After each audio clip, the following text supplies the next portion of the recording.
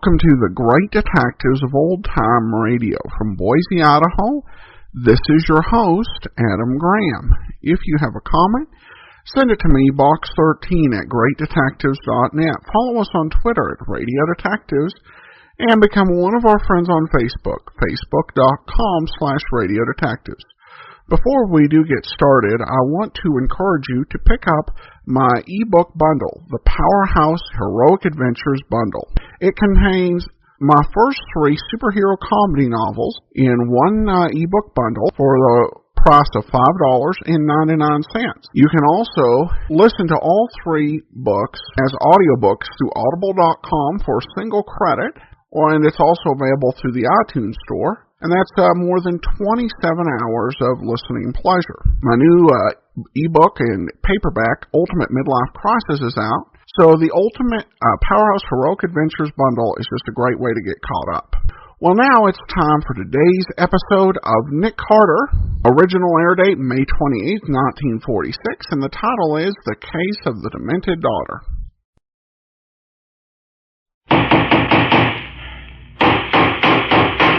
What's the matter? What is it? It's a case for Nick Carter, Master Detective.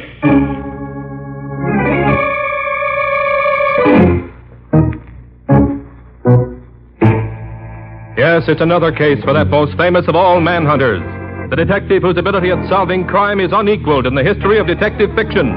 Nick Carter, Master Detective.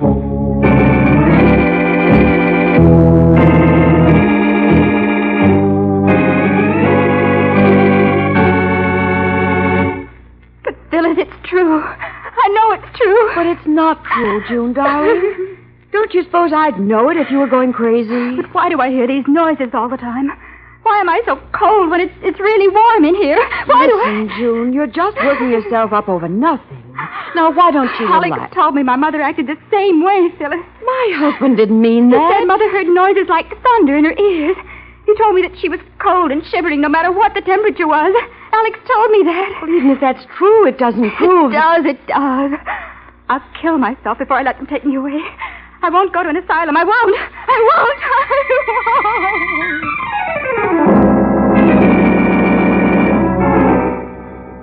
A young girl convinced that she is going insane. A fiancé who is not convinced, who doubts that it can be true in spite of the evidence.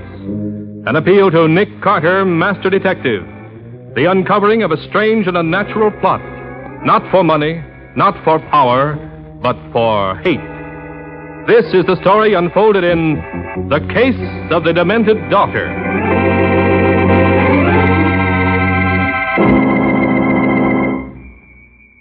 That must be Randy Wyatt. I made a date for him to see you at 10:30. Is Mr. Carter here yet? Yes, he is. Won't you come in? Thank you. Mr. Carter? Yes? I'm Randy Wyatt. Your father and mine used to be pretty good friends. That's why I'm taking the liberty of asking you to help me now. Why, no liberty at all. Come in, sit down. Thank you, sir. What seems to be the trouble? Well, last night I got this note from the girl I'm engaged to. She sent my ring back with it. May I see it? It's no use, Randy, darling. I'm doomed. And I won't have you burdened with an insane wife. So this is goodbye. Your heartbroken June. I tried to call her as soon as I got the note, but the housekeeper wouldn't let me talk to her. Said she was too ill to come to the phone. Well, have you seen any signs of this insanity she speaks of? I know, and I don't believe it. There's been something funny going on somewhere. She's been a little more nervous than usual when we've been out together this past month, but that isn't insanity. You say when we've been out together. Does that mean that you don't see her at home much? Well, for the past month, she seemed to prefer to get out of the house. Doesn't want to stay home anymore. Well, have you seen her at home at all? Well, I was there one night about a week ago. Her sister Phyllis and her brother-in-law, Alex Benson, were out, and we spent the evening there alone. Did she seem to be the same as usual? Why, except for one little thing, yes. She complained that she felt cold, almost shivery. The house was cold even for me. The thermometer said 78, but it wasn't as warm as that in there. But the fact that she was cold when the thermometer said 78 seemed to prey on her mind. I tried to tell her the thermometer was wrong and that I was chilly too, but she insisted I was just being nice to her. I see. Well, has she any reason to be afraid of going out of her mind? When I was waiting for June the other night, Alex, her brother-in-law, warned me that she was acting queer. Said he felt I ought to know. Told me her mother died in the Harrah Hill Sanitarium. I tried to laugh at him, but He insisted he and Phyllis had seen definite symptoms. Uh-huh. Anyone else live there with June beside Phyllis and her husband? The housekeeper, Miss Everett, a cook, and a maid. They must have plenty of money. Oh, yes, June's father was a rich man, and he left his entire estate to be divided between the two girls. How long ago did her mother go to the sanitarium? Let me see. June was 6 then, so it must have been 1932. She died there in 1940. I see. What does this Alex Benson do? He has a very good business, I understand. Doing very well. And this housekeeper you spoke of, has she been with him long? Since a couple of years after Miss Kemper was taken away. She's a peppery old lady, but an excellent housekeeper. She and Phyllis brought June up. I'd like to talk to your fiancée, Wyatt. Can you arrange it? That's what I'd hoped you'd say, Mr. Carter. June isn't crazy, I know that. Just as sure as I know my own name. Well, when can we see her? Around 5 this afternoon, perhaps? We can try. Where shall I meet you? You better be here at the office about 4:30. We'll go up together. I'll be here. Oh, Mr. Carter, I do hope you can straighten this out. Well, I'll certainly do what I can, Wyatt. You're swell, Mr. Carter. Well, see you at 4:30. Goodbye. So long. Goodbye, Mr. Wyatt. Oh, the poor kid. Losing her mind at her age. I'm not at all sure she is, Patsy. Huh? Look at this note she sent Wyatt. Well, what about it? Writing looks awkward, but she was probably upset. Now, look closely. See how the pencil bears down much harder in some places than in others? Yes. That's not always in the places where the lines would naturally be heavier. Which means? One explanation would be that somebody was guiding her hand, forcing her to write this. Oh. Patsy, I think we'll do some checking up. Okay. What'll we do? Call Scubby at the paper. Ask him for a full report on both Phyllis and Alex Benson. Uh-huh. The society doings and any other information he may find in the morgue. Yeah. Also tell him to check up on Alex's business and financial ratings. All right. Anything else? Yes, I want you to call in the housekeeper. Give her some excuse. Find out all you can about her. I'll tell you what. I'll pretend I'm making a checkup of the conditions under which housekeepers work for some magazine, say. That'll do it. Good. While you do that, I'm going down to the surrogate's office and take a look at the father's will. If there's any conspiracy going on, there's very likely to be money involved. Okay, Nick. See you here as soon as I get the dope on Mrs. Everett.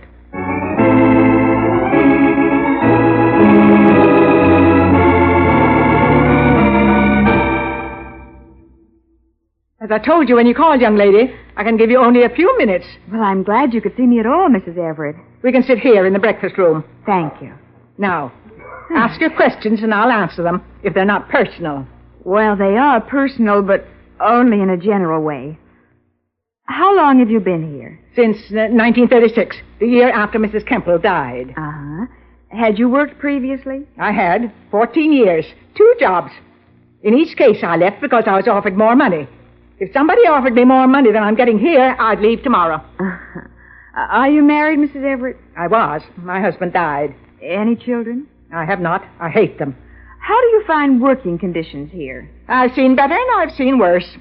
How do you get along with your employers? Mr. Kemple was a fine man. We got along well. Oh. Do you mean you're having trouble with Mr. and Mrs. Benson? No, Phyllis and Alex are all right. We get along well enough, but that June, I can't stand her. I never could. Oh. Do you have any special reason to feel that way? Or is it because you don't like children? She's a brat. Always was. Used to play tricks on me when I first came here. Left a toy wagon for me to stumble over when she was little, and I fell and broke my ankle. I'd have left here then, but Mr. Kemple offered me so much money I couldn't afford to go. But I've made that June pay for what she did. Why, I'm talking too much. What else do you want to know? You wouldn't want to tell me what they pay you here, would you? I wouldn't. I told you not to get personal. Now, I got to go. Good day. Goodbye, and thank you, Mrs. Everett.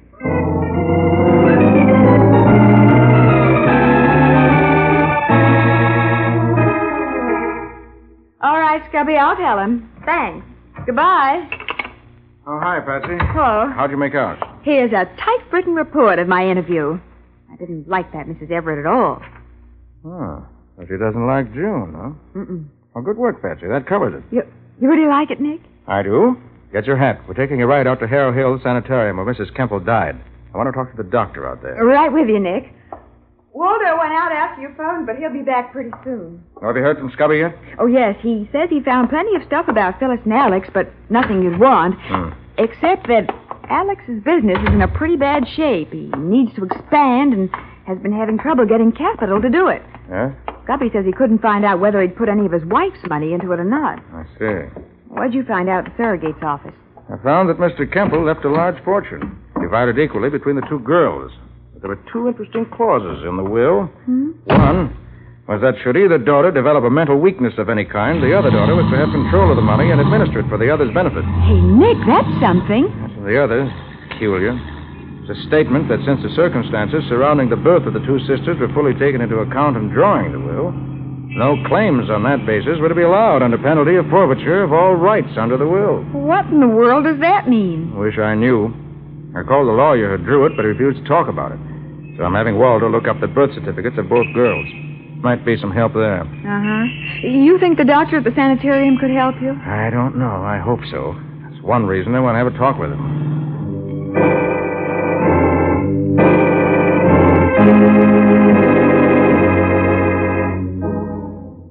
I'm sorry I can't be of more help to you, Mr. Carter, but my knowledge of the Kemple family is limited to Mrs. Kemple herself, as I said. Doctor, tell me, did Mrs. Kemple know what was happening to her? Oh, yes, some years before it actually happened, it became evident that sooner or later she would have trouble. Hers, as I said, was a case of schizophrenia, split personality. And in her case, the other side of her was homicidal. But you say it can be inherited, Doctor. It can be, but fortunately, it rarely is.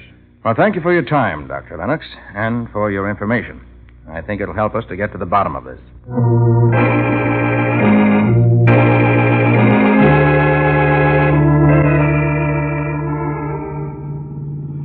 Turn left here, Mr. Carter.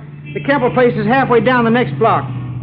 Nick, did I hear Walter telling you he could find only Phyllis's birth certificate? That's right, Patsy. No record of June's birth at all. Wyatt, do you know where June was born? No, I don't.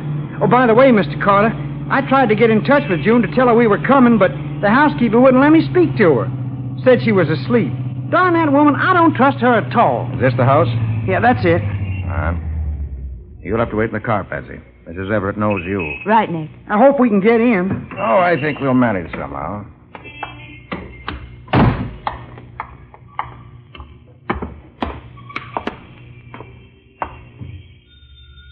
If Phyllis is here, she'll let me in. Maybe there's nobody here.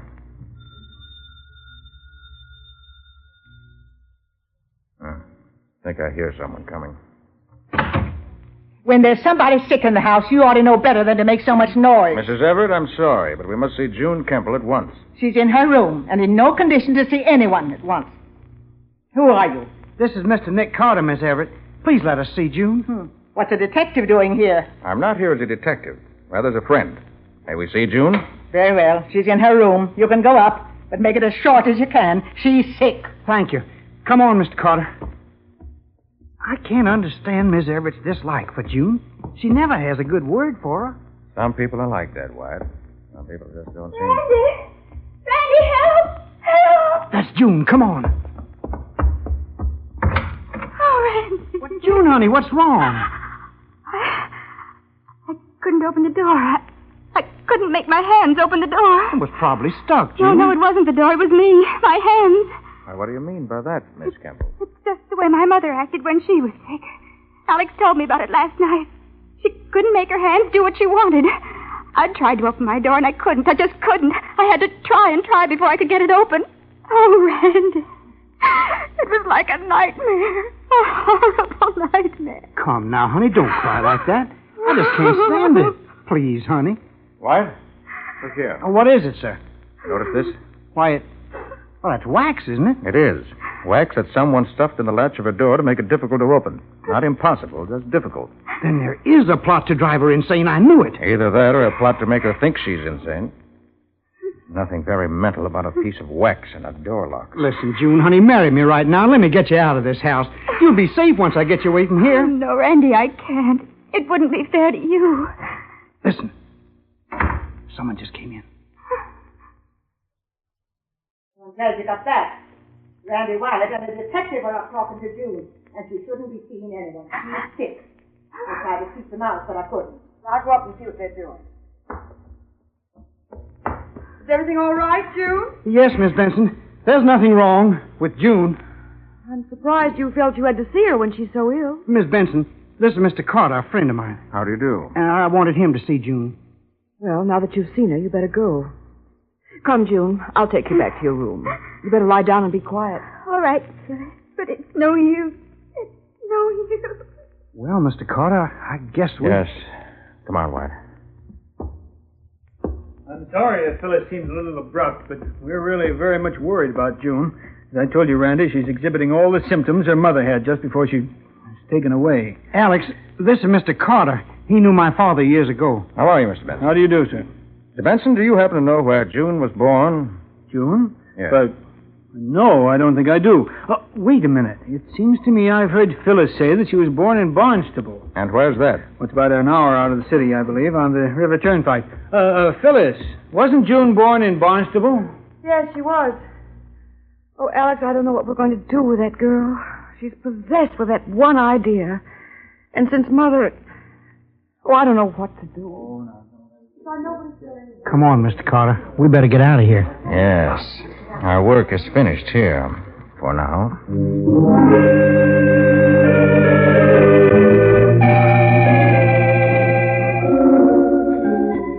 But, Nick, aren't you going to eat anything before you go? We'll grab a sandwich and a cup of coffee on the way. Why, oh, Sim Carter, But, you ought Nick, to go... what are you expecting to find in Barnstable? June was born there. If her birth certificate doesn't give us a clue to that clause in Campbell's will, I'll find somebody there who can. Patsy, you wait here at the office for me.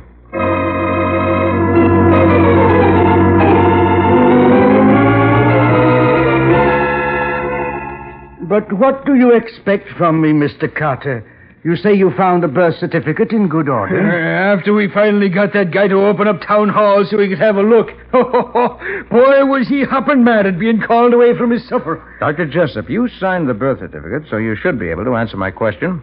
What is there about June's birth that would cause her father to put that strange clause in his will? I couldn't tell you, Mr. Carter. Mrs. Kemper came up here for a rest, and June was born while she was here. Dr. Jessup, suppose I should tell you that I think someone is trying to make June think she's losing her mind because her mother did. Would that stir your memory? Losing her mind because her mother... Oh, no, that's impossible. Why, pardon me, I must see who's at the door. Certainly, we'll wait. It's strange that they should come to the back door. Nick, he knows something. Sure as you're a foot high, he knows something. Yes, Waldo, I think he does. And I think he's going to talk. Nick, sounds as if he's in... Dr. Jessup, what's wrong? Dr. Jessup. You're right. See Leona Perkins. She... Look at Nick. He was shot twice, right through the chest. So I see. But we didn't hear no shots. Silencer, apparently. Waldo, see if you can spot anyone out there. Right, Nick. I'll get him. Oh, poor guy. If I hadn't come here, Waldo! Waldo! Did you... It's no good, Nick. I thought I saw a guy hiding in the trees there, so I took a couple of shots at him. I guess it was just shadows. You ought to know better than to go shooting off that old 44 of yours blindly that way. But, Nick, Waldo, you stay here. Call the sheriff. Tell him what happened. I'm going to find Leona Perkins before someone tries to eliminate her, too.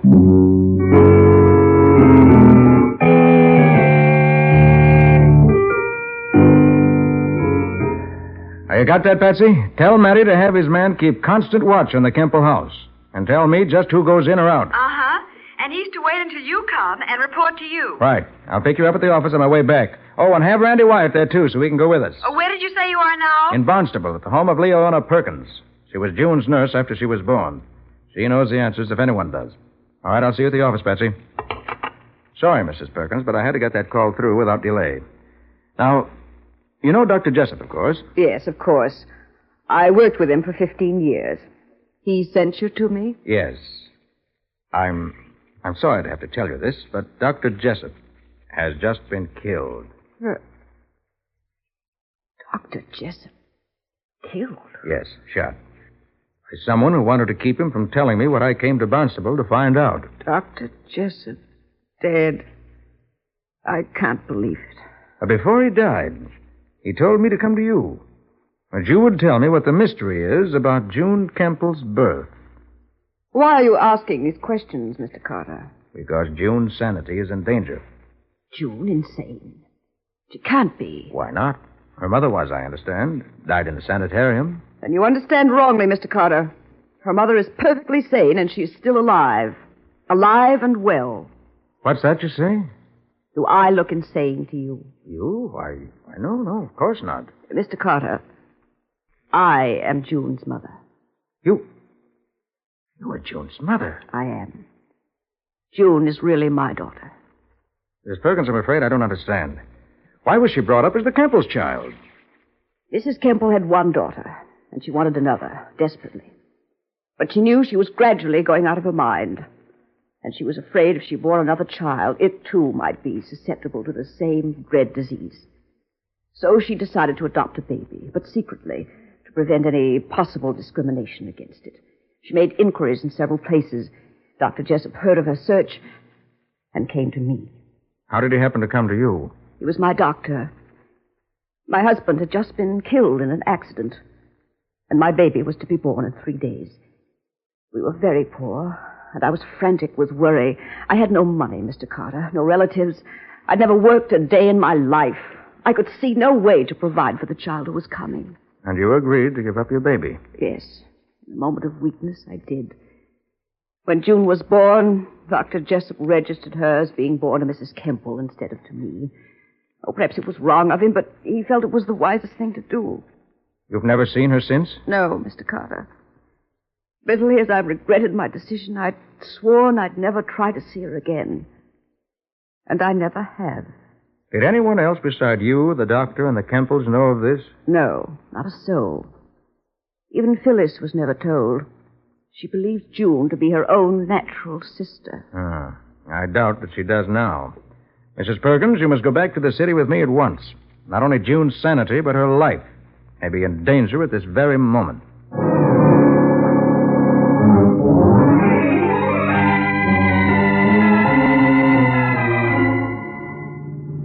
And you say you found some real evidence, Nick? The best in the world, Patsy. I found Mrs. Perkins here. Well, I don't understand, Nick. You'll know the whole story in a few minutes, just as soon as we get to the Kemple's house. Is it a plot against June, Mr. Carter? Is she really all right? Yes, Wyatt, I believe so. It'll take time to get her back on her feet, but basically she's as sane as you or I. But who would want to do a thing like this? Could only be one person. And how she found out about it, I don't know. But she did, obviously. Mr. Carter, how much further? I promised once I'd never see June again, but now That's one promise that is better broken than kept. Well, here we are.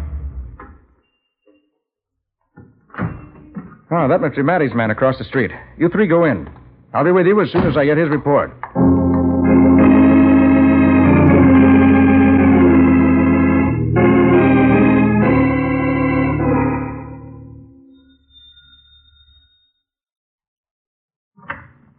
I must protest, Mr. Carter. This is outrageous. Sorry, this Mrs. time Everett. of night. It has to be done this way. Everybody's here, Nick, all except Phyllis. She's been in bed with a migraine headache ever since dinner. Oh, well, we'll go ahead without her. Okay. June, Yes. you say various things happened to you that seem to indicate that you're losing your mind. Yes, Mr. Carter. Just like my poor mother when she was losing her mind. How do you know about your mother? Why, Alex told me. Alex told you. Mr. Benson, may I ask if you knew Mrs. Kemple? Why, no, I didn't. She died before I met Phyllis. And how do you know how she acted while she was going to pieces? Well, I've heard the story from Phyllis. Complete with details? Why, yes. Recently? Why, I guess she has told me more in the last few weeks than she ever did before, but what are you getting at? I won't let them take me away. I'll kill myself first. I will. Steady, June, steady. That won't be necessary. There's nothing wrong with you mentally, and there never has been.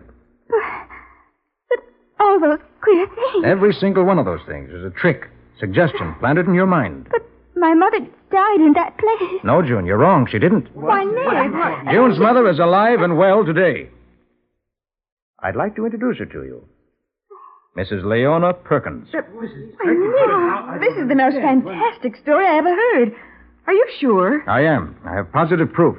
Dr. Jessup's story and Mrs. Perkins' story, which can be backed up with documentary proof. And if you want something you can see for yourself, look at June's little finger.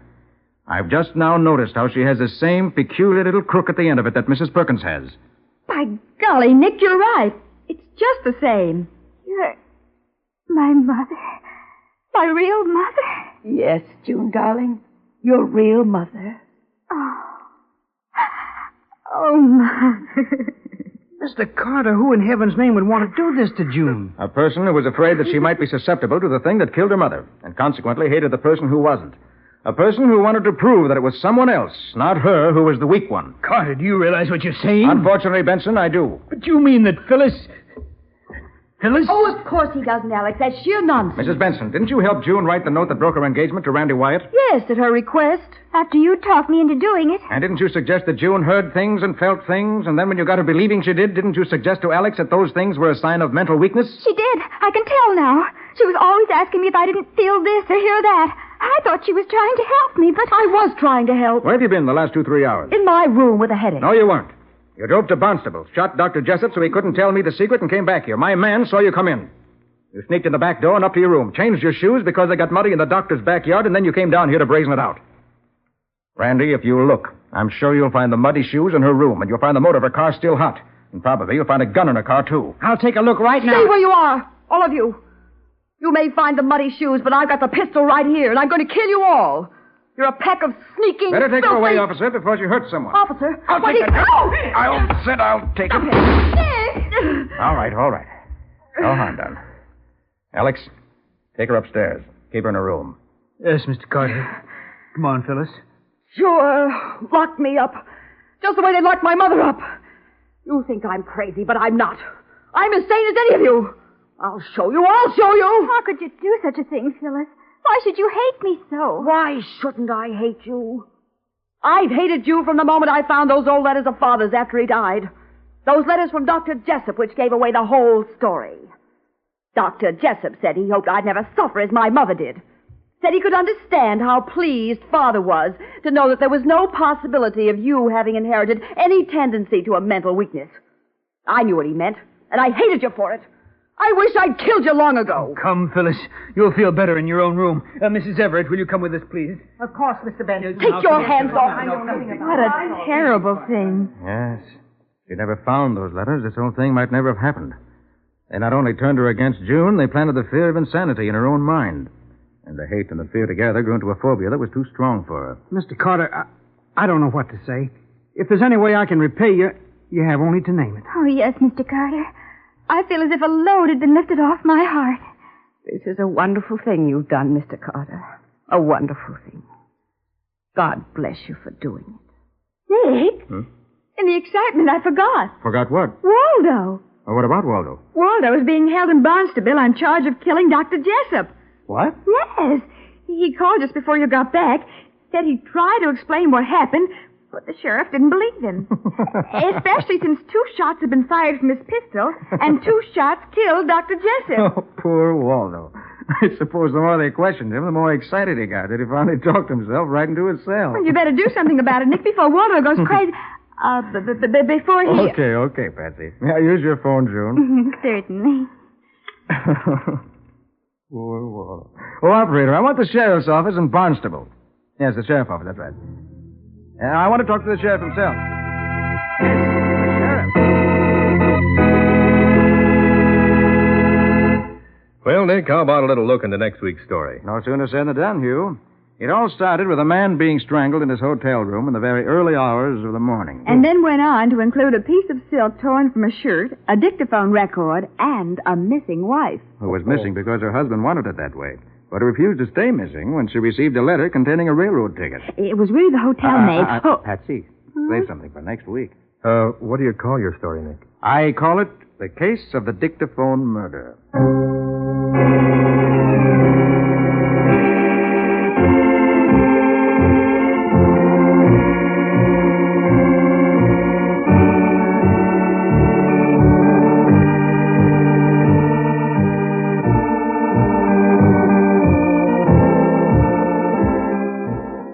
Nick Carter, Master Detective, which is produced and directed by Jock McGregor, is copyrighted by Street and Smith Publications, Incorporated. Pictured stories of Nick Carter appear in every issue of The Shadow comics. In the broadcast of Nick Carter, Master Detective, Lon Clark is starred as Nick, Charlotte Manson is featured as Patsy. Original music is played by George Wright. Script is by Jock McGregor and Peggy Mayer. Any resemblance in these programs to actual persons, living or dead, or to actual places is purely coincidental. Nick Carter, Master Detective, is presented over most of these mutual stations each week at this same time. This is Hugh Sanders saying so long until next week.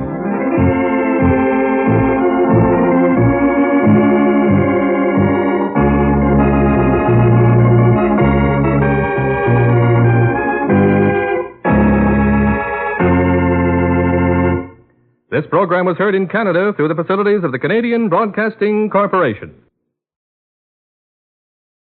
Welcome back.